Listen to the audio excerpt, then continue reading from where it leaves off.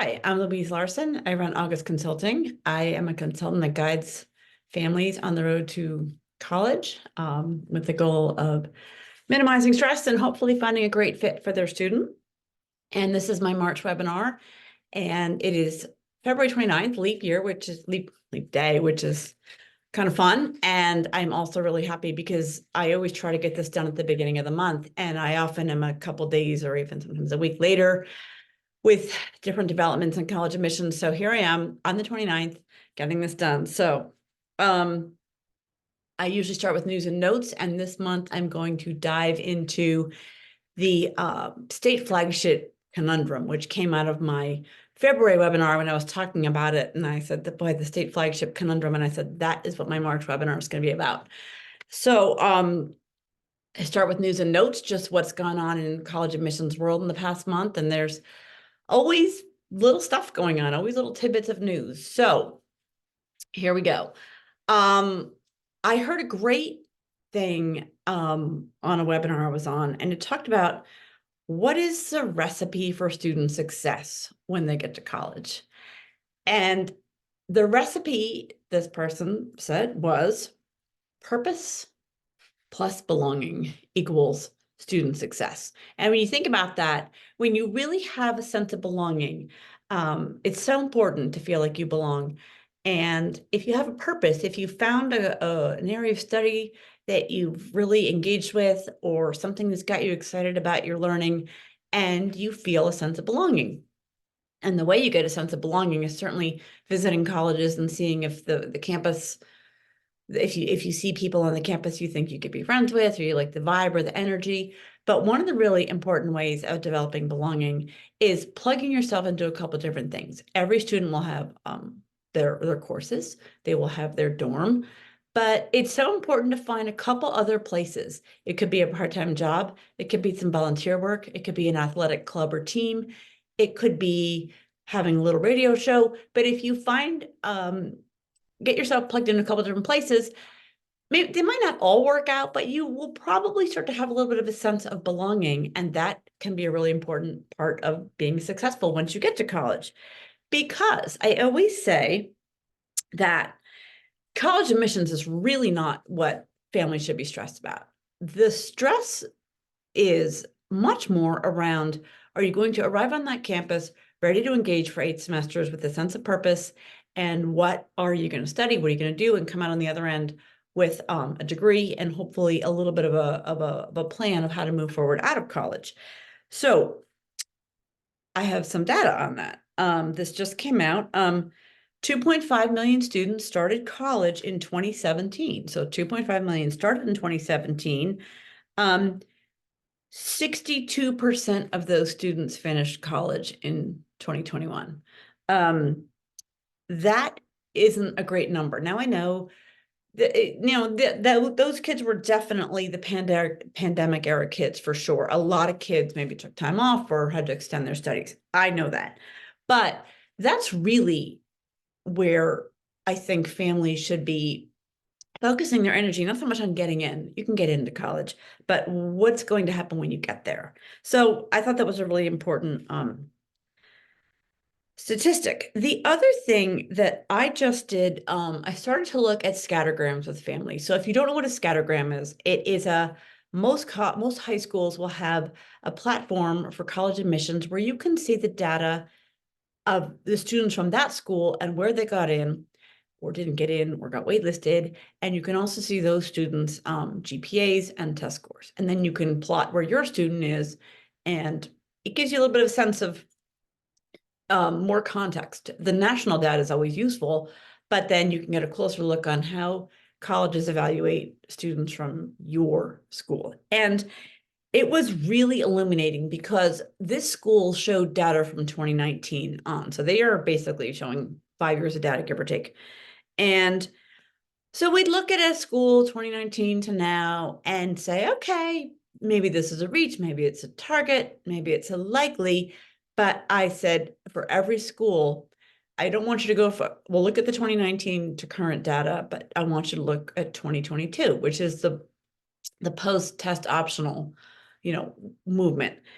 And looking at the data from 2022 changed everything. Every school shifted. If it was a likely, it became a target. Targets became reaches. Reaches became, we're not even in the ballpark. So if you're looking at scattergrams,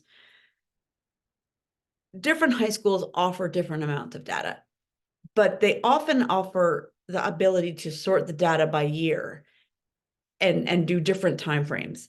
Look at the post-pandemic data with the test optional admissions where they really came online. The first year for that would be 2021. So it was illuminating, and I'm going to make sure all my kids look at more recent data to have a proper context for where they stand. All right, other little bits of news. The College Board was fined $750,000 by New York State for selling student data. The collusion case, there was a collusion case that's getting a lot of headlines, and these that I don't even know what branch of the government came after them, but they said that selective colleges colluded with their financial aid packages for students. And so Dartmouth has been fined, settled for $33 million, a little over $33 million. Northwestern, $43 million. Vanderbilt settled for $55 million. University of Chicago, $13 million. Emory, Yale, Brown, Columbia, and Duke settled for a total of $104 million. Caltech, Cornell, Georgetown, Johns Hopkins, MIT, and Penn are still fighting. If you have a kid going to college, what does this mean for you? Really not very much. It's just in the headlines a lot. Just today, the Common App announced that as of February 1st, they have a 6% increase in individual first-year applicants. So it's a 6% increase in applicants. They went up 71,000 applicants to 1,285,065, and those applicants generated 7,327,247 applications, and that was an increase of about 500,000. So more kids are applying to more schools. And undergraduate enrollment across the board is up 1.2%. A big jump in that is international applicants, because during the pandemic, they really fell away, and they're coming back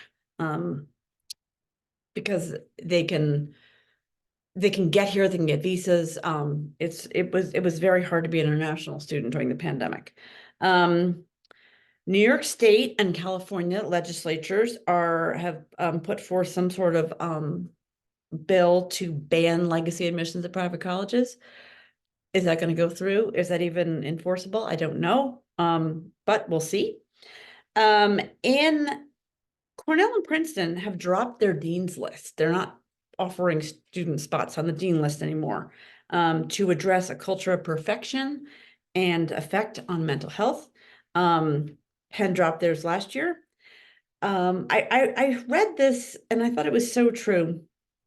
When you look at a college's admit rate, and you say the admit rate's 33%, it is really important to understand that that is not necessarily your admit rate or your child's admit rate.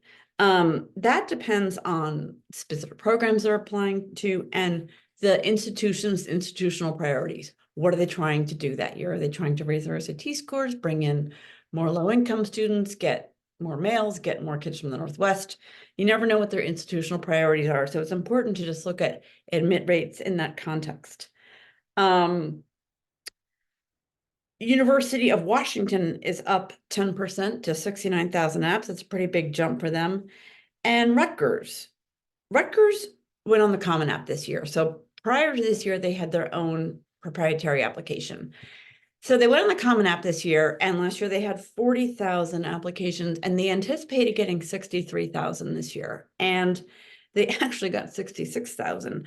Their average GPA, I think this is of admitted students, the average GPA is a 4.0 and the average SAT is a 14.22. So Rutgers is, Cinderella no more. They are at the ball. And you have to realize Rutgers, first of all, if you can get to Newark Airport, and a lot of kids from around the country can get to Newark Airport pretty readily, it's very easy to get to. You have really good access to New York City. You have fun football, and it's more affordable than a private school. So Rutgers, I think, is going to really shift and change in the coming years as they get this influx of students that might want to go there. So that is, there's two more things I got to touch on. One is FAFSA. So the FAFSA is getting all sorts of press. It gets big headlines. And if you are sitting here going, I'm a parent of college going high school student, what does this mean for me? The truth is not as much as you would think, because every college is required to offer a net price calculator. So you can go in with your financial data to any college that your child is considering or has applied to, and put your numbers in there and get a little bit of a sense of how they would evaluate your ability to pay. You can also go to the College Board, the Big Future website, and go to, I think it's Paying for College and Tools and Calculators, and you can go in and see the calculator for what used to be your EFC, or expected family contribution, and now with the new FAFSA is being called the SAI, the Student Aid Index. And you can go in and kind of get a sense of where you might be in this. So yes, the FAFSA is going to take longer. Yes, it's been kind of a mess. Yes, it was glitchy. Yes, the colleges aren't going to get their information until the middle of March. So yes, your actual information is going to be delayed, but you can still get a sense of where you are. And if your child is applying to a college scholarship service profile school that uses that measure, then you're probably okay. What this means is everything's going to be pushed back a little bit. So a lot of colleges have already come out and said their deposit date is not May 1st, it's going to be June 1st. Some of them moved back to June 15th. I'm sorry, June 1st or May 15th. I can't imagine those May 15th schools aren't going to have to push back a little bit too. So it doesn't mean a whole lot. It just means a little bit of a delay. And the other thing, and I don't know where I heard this or who said it, but one of the changes in the new FAFSA is that you don't get credit for having two children in college. So if your expected family contribution was $20,000 and you had two children in college, you weren't expected to come with $20,000 each. You were supposed to come up with $10,000 each. And they've done away with that. So then if your EFC or SAI is 20, they expect you to come up with 20 for each child. That's the formula. But, I heard somebody on the college side say, colleges will see if you have two kids in college. They're going to know that you don't magically have, more double the income just because you have double the students. You can't necessarily, if your contribution is 20,000, you can't magically generate 40 necessarily. So I think that even though the formulas don't allow for an extra child in college, on the government side, the colleges might see that and might handle a little bit differently. That would be really nice. I'm curious to see how that works out. So lots of headlines on the FAFSA, but what does it mean? It just means a little more waiting. So before I get into my talk this month on flagships, of course, there is a lot of testing news, and I didn't want to do a whole other thing on testing, so I'm just making news around testing and things you need to know part of news and notes. All right. So I guess the big news is that on February 5th, Dartmouth announced that they were going to be requiring the ACT or the SAT. And they said that it helps them identify strong, under-resourced students. And there's a lot of talk around testing about context. So a student with a 1200 that comes out of a high school with an average SAT of 1,000 looks very, very strong. A student with a 1400 that comes out of a high school with an average SAT of 1550 doesn't look as strong. So Dartmouth feels that this would be a very valuable measure for them to, especially if it's a student coming out of a high school that they're not familiar with, that having these scores would be very helpful. There are people that say that if you don't have SAT scores, that there are people that say SAT scores favor wealthy students. There are people that say SAT scores can favor under-resourced students. You can think whatever you want, but the schools are going to do what they're going to do. And that's what I'm here to kind of deliver is Dartmouth is requiring test scores.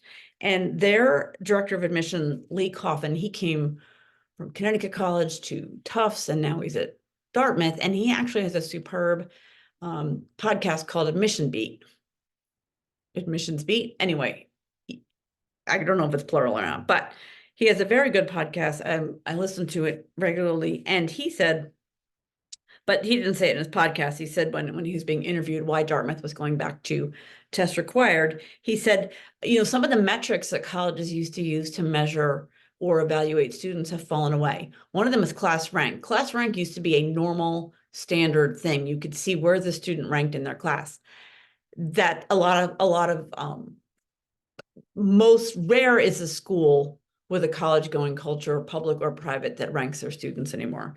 The other thing that colleges used to have to measure students and their skill set was the SAT-2, or the SAT subject area tests. And more selective colleges used to require several. Sometimes they required 2, sometimes they required 3. Engineering programs could say, we want you to take this math. You could kind of have another metric to evaluate students. So that's what Dartmouth said. Then on February 20th, Yale announced that they are test flexible. And if you're like, what is test flexible? I will tell you what test flexible is. Test flexible, it means that Yale is going to require either an ACT, SAT, or you can submit your AP scores, whatever APs you took, you have to submit them all, or your IB scores. And if you submit your IB scores, you have to submit them all. So Yale is requiring whatever mode you choose to submit, that you submit them all. You can't pick and choose. And they said, that's okay. If you had a bunch of 5s on APs and 1 3 or one that didn't go well, that's okay. And they will even give you a spot on their application to put any context into place if your school required that you take a test that you weren't particularly keen on taking, or if it was you went through, you were in some sort of crisis the day or 2 before, you broke your arm or whatever, the 2 days before the AP test, or they're giving you some place to put those scores into context. So you have to choose one. And they specifically said you should not run around trying to take 5, all different APs and ACTs and SATs. Just pick one, and that's what you're going to send to be test flexible. The irony here for me was so a couple different things about this. Those scores are released in the summer. So unless you take those courses and tests in 11th grade, you're not going to have the scores to send to Yale. Some schools offer their IB courses over a 2-year program, and that would start in junior year, and you would take the test in senior year. So some kids might not necessarily have AP and IB scores, or maybe they took only 1 or 2 APs junior year. I don't know. I'm just kind of telling you what is happening, and that it's going to be a pretty strong student that's going to have AP and IB scores in 11th grade that are going to enhance their Yale application. Okay, so there's that.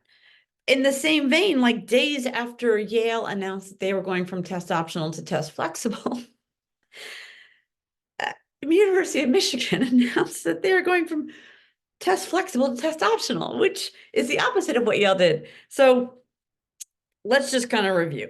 Test blind means they will not look at any scores. That's test blind. University of California system, test blind. There's no scores in their application.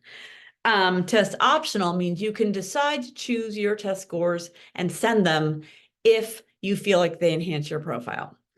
Test flexible means you have to send some sort of score, either IB, AP. Some school, maybe Yale or maybe Michigan, used to let you send a PSAT, but you have to send something if you're test flexible. Test preferred, and this is requires a little bit of tea leaf reading, like, do they really kind of want test scores? And then test required. So if this feels overwhelming, this is why I spending some extra time on this, because if you have a junior, you're like, wait, what? and here's the other frustrating thing. Some schools are just announcing, like, for our next cycle, we are gonna require tests. And, the first online SAT is in 9 days. So if you were kind of like, hey, we think my kid likes the school, they're probably gonna apply, and you're planning on being test optional, and that school just started to require tests or gone test flexible, it's a little late to be telling juniors that they have to do that. I think that's my opinion. But, that's where we are. So let's see. Cornell, Vanderbilt, and Columbia are still test optional. Tests are required right now at University of Georgia, Georgia Tech, the Florida Publics, University of Tennessee, Knoxville, MIT. Those are not all of them, but those are a sense of the ones that come to mind for me right away. A lot of schools, because the online SAT is starting next Saturday, March 9th. So a lot of schools are waiting for to see how the online SAT goes. And they're also, remember, the first test optional class was the class of 21. That was the graduating class of 2020 had taken their test before the pandemic. So it's the class of 21, which is the graduating class of 25, that they're going to get to watch a whole cohort go through and say, this was good, we like test optional, or we don't. So I think that the schools that are still piloting are watching and waiting. They're watching and waiting to see how their cohorts do, how the SAT goes, and what their peer schools do. Let's see. What else did I want to tell you about testing? So here's the thing. One of the biggest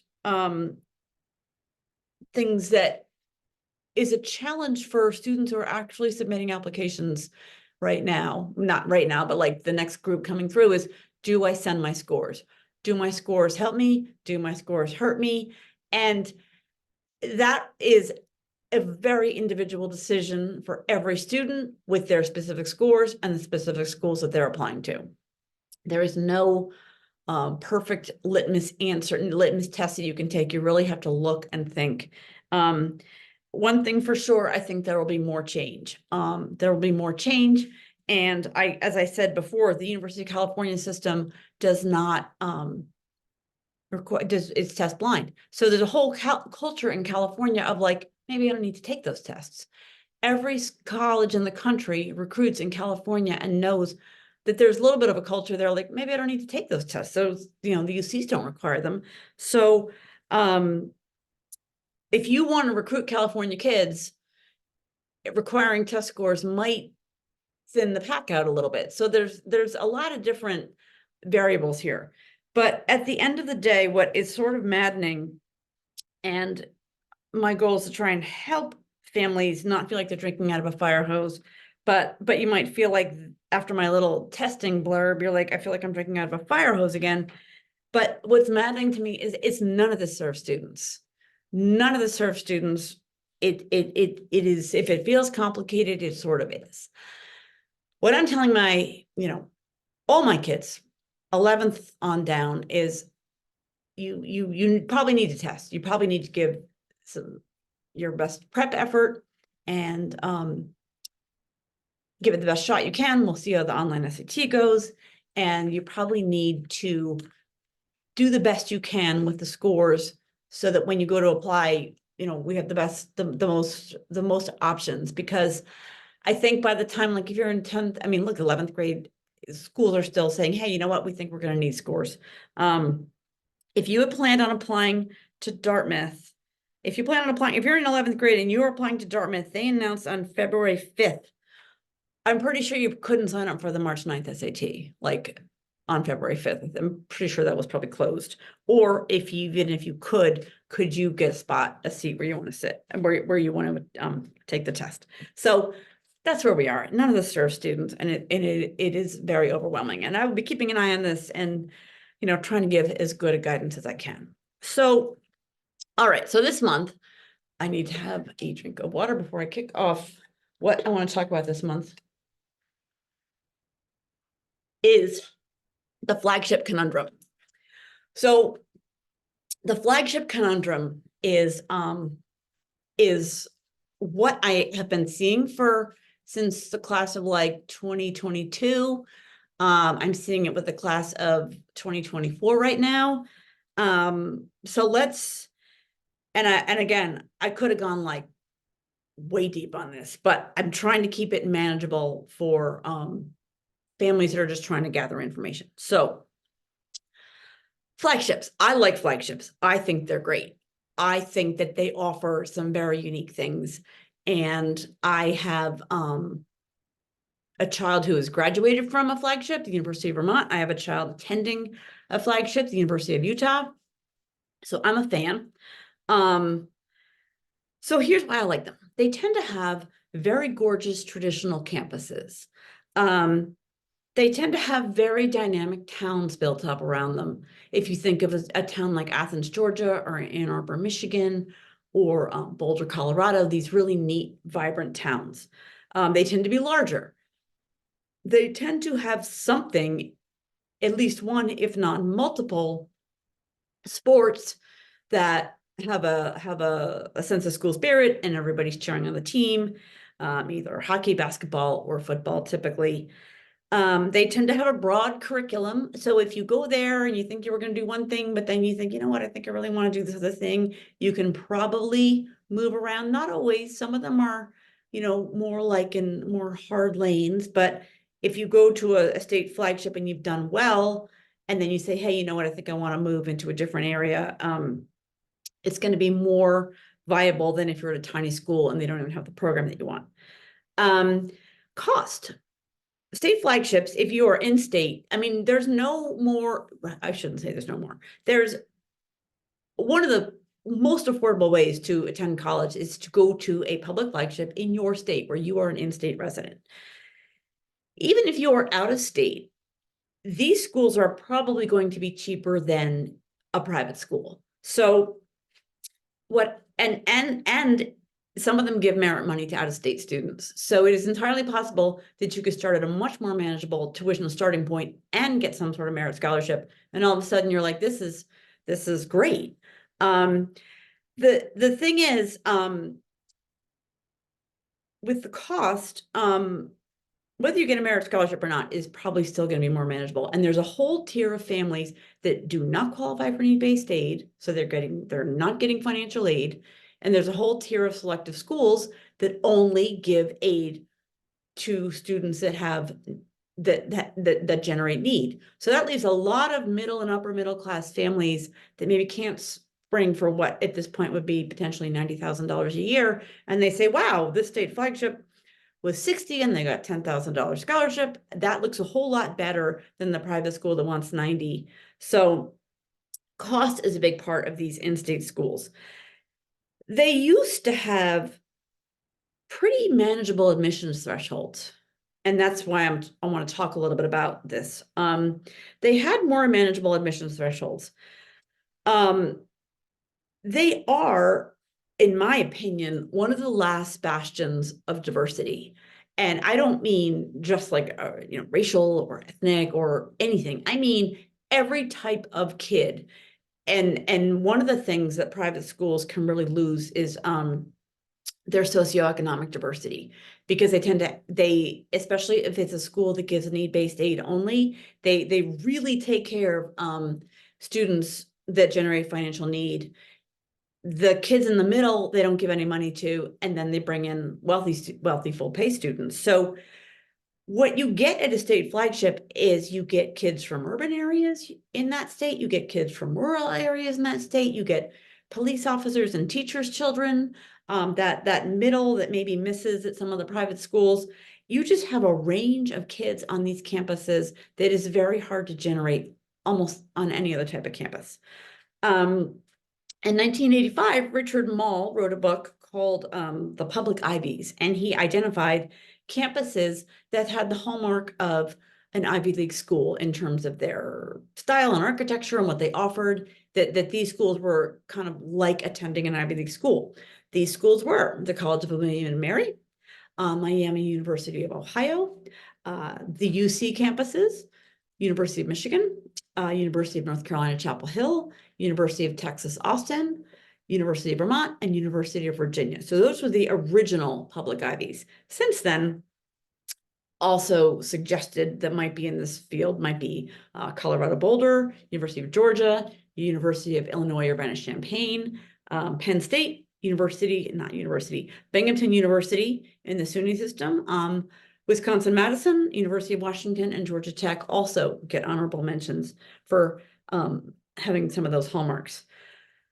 And shout out to, well, I'll talk about that in a minute. So one of the things you've got to, if you think back to like maybe the 80s, was you used to be able to take a minimum wage summer job and work the summer and generate tuition at a public school. And, you know, I didn't bother to do the math, but that's not the case anymore. You really can't pay tuition at a public school with a summer minimum wage job.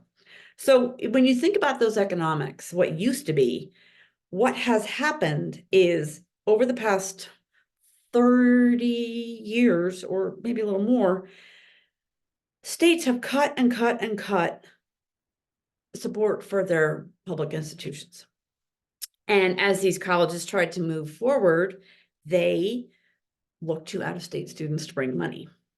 At the same time, private costs were escalating. So what happened was, you know, and I'll use today's dollars, if a state flagship is $60,000 and they say, you know what, if we give all these out-of-state kids a $12,000 scholarship, they're all going to bring $48,000 with them. And that's amazing because our in-state kids are only paying like 22. So these out-of-state kids are going to bring double. And that was really attractive. So the way the colleges moved forward from these funding cuts was to draw in out-of-state students. So in fact, a lot of colleges decided it was cheaper, instead of sending their reps out to go bring students in, to hire reps in urban areas like Chicago, Southern California. If you're in a Southwestern school, you could put a rep in the Northeast, where these people weren't even like on the campus working. They were out bringing in students from other regions. No one has played this game, not game, I shouldn't call it a game, but no one has done this as visibly as the University of Alabama. They have gone out and brought in students from all over the place with merit scholarships. They've had a lot of success with their football. They've got Bama Rush on Netflix, and suddenly Alabama is like a household name. A lot of these schools have a national presence around football. ESPN started Game Day in 1987, and I get a lot of kids, they're like, I want Game Day. And I'm like, okay, we'll get you Game Day. We'll figure that out. But there's a lot of presence around football. There's a lot of advertising during football games showing up at the campus. Part of the reason schools like Michigan and UVA are as selective as they are is, I mean, they're great schools, don't get me wrong, but they have gone out and like marketed. Now, an example of a school who hasn't done that is University of Washington. They have not gone out and marketed. In fact, Washington, you would not know it, they have either the highest per capita or number or something of either PhDs. They breed more PhDs, University of Washington, but they do it with very little fanfare. They're not out advertising. They're not out, they're very Washington focused. It is very hard to get into the University of Washington in Washington. Never mind from another state. It's a very hard school to get into, but they're not out kind of marketing. They're very Washington focused. So different schools moved in different directions.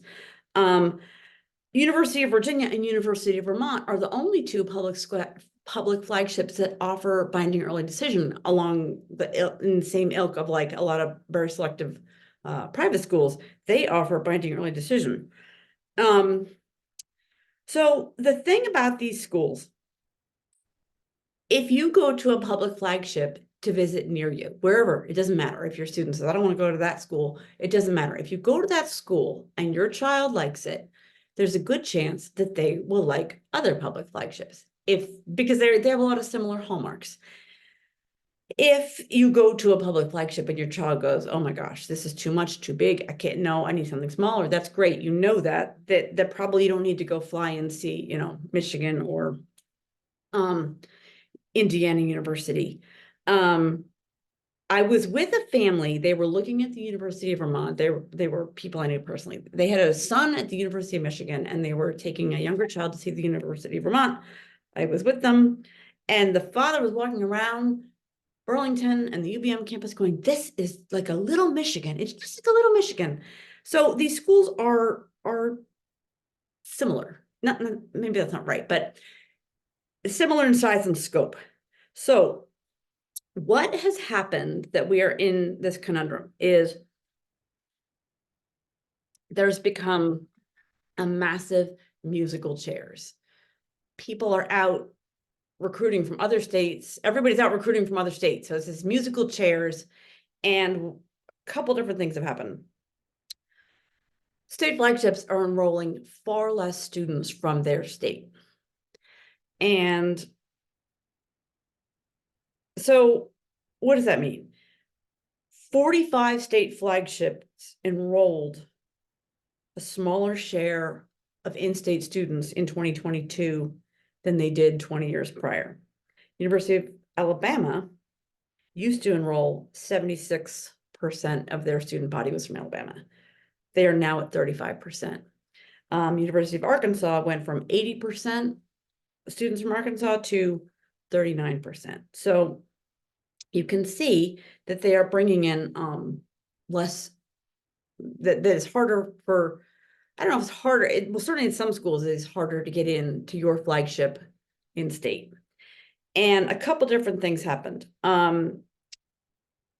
Some state legislatures came down and said no more. So they demanded that their state flagships open up more seats for in-state students.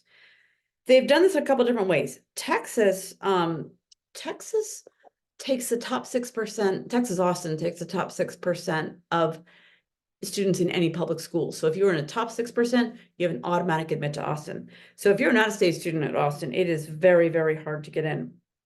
Other schools put in a ratio, like I think Virginia requires 80% in-state, only 20% students can be out of state. Chapel Hill did something like that. University of Georgia, only 18% of the students can be from out of state. So there's state legislatures did that.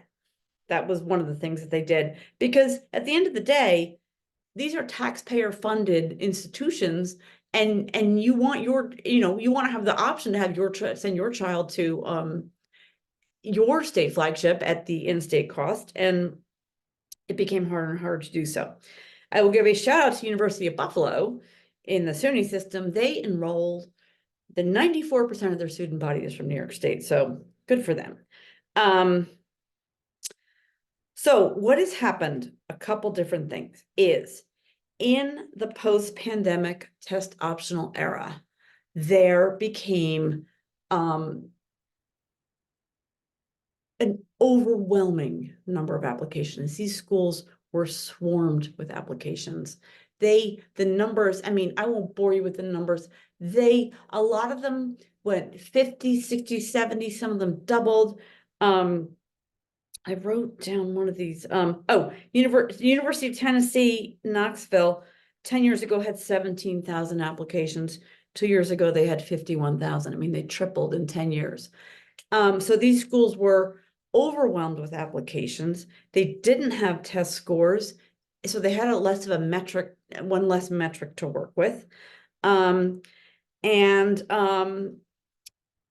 So all of a sudden it became a little bit like roulette. And I will tell you that in the class of 2022, I had two very good applicants that one applied to the University of South Carolina and one applied to the University of Vermont. And they were very good applicants. And they did early action, and I thought that'll be great because they'll have a nice yes, and they applied to some more selective schools, but they'll get a yes before Christmas. They'll probably both get a little bit of money, and that'll be great. And they were both deferred. And I was like, whoa, like two different schools, two different geographies. And I was like, what is going on? And this was the class of 2022. And I remember in 2017, I had a lovely student, nothing special, like a nice kid, but like not super strong academics, certainly not as strong as these kids. And that kid got into University of South Carolina with a merit scholarship that gave him in-state tuition. So all of a sudden, fast forward 5 years and it was like, whoa. And that was the first, I felt kind of like a seismic shift there. So what is happening is that schools are becoming these state flagships that you used to be able to say, hey, you know what, that could be really great. I might really enjoy that. That's positive. It is harder and harder to predict.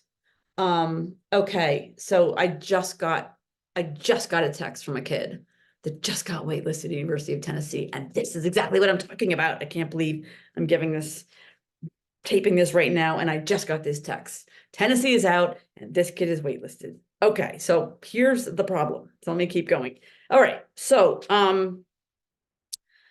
let me talk a little bit about one of the things. So I have a bunch of kids, and I saw it this year. Kids, really good students, kids that before the pandemic would have been getting into these schools. And I really was like, they were all getting deferred this December. I mean, not all, I shouldn't say all, but I just saw deferral after deferral after deferral after deferral. And I thought, my gosh, what is going on? These flagships have become so unpredictable. So I just want to get to the data that I have for this because I wrote down, so I had a couple kids that were waitlisted or deferred at a couple of flagships. So I wanted to take a closer look at these, and it's just going to take me a second to pull this up. So the wait list is a challenge, and here is why. Colleges are waitlisting kids that are, here we go, that they're taking wait lists as big as their classes. So this is Virginia Tech. Virginia Tech brought in a freshman class last year of 7,179.